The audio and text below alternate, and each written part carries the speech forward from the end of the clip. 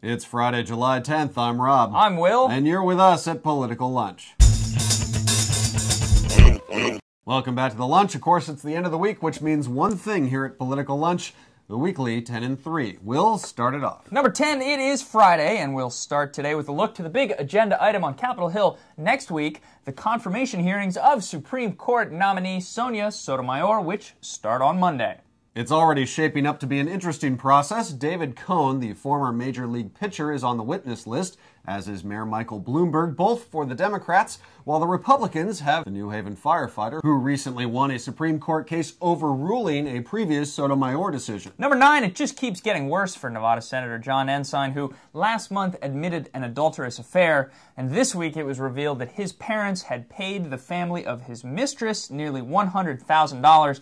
They say it was legal and that they were just helping old family friends. Number 8, today marks the start of a new era for General Motors. The Detroit automaker completed the sale of its remaining assets to a new corporation that is owned in part by you, the American taxpayer. Number 7, this week, as the economic forecast darkened a bit, so too did the prospects for a comprehensive climate change bill from Congress anytime soon. Now, the House has passed their measure, but now that bill, which largely matches the president's agenda on the subject, appears stalled in the Senate until at least September. And number 6, as for that economic forecast, this week there was renewed discussion about a possible second economic stimulus package. Democrats and the president say they're not ruling anything out, but at this point, many Republicans say the government should first focus on spending the $800 billion that was allocated in the first stimulus package. Number 5, and what about health care? For the Democrats, who now own the issue with strong majority in both houses of Congress, it's all about the Benjamins.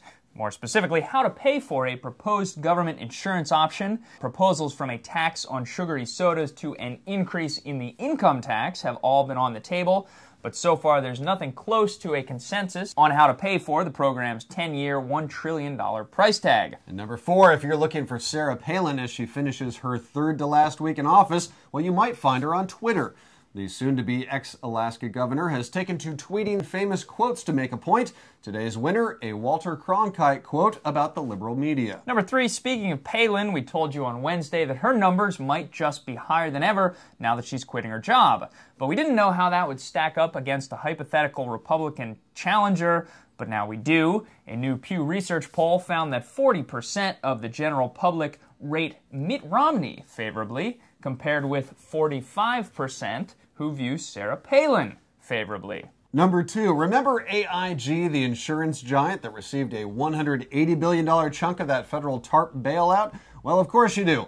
Today, executives there asked federal regulators to approve their latest round of bonus payments, a comparatively paltry $2.4 million to 40 executives. And number 1, finally, $18 million for a website. That's the size of the contract to redesign and rebuild the recovery.gov website that lets you track the size and status of federal stimulus projects.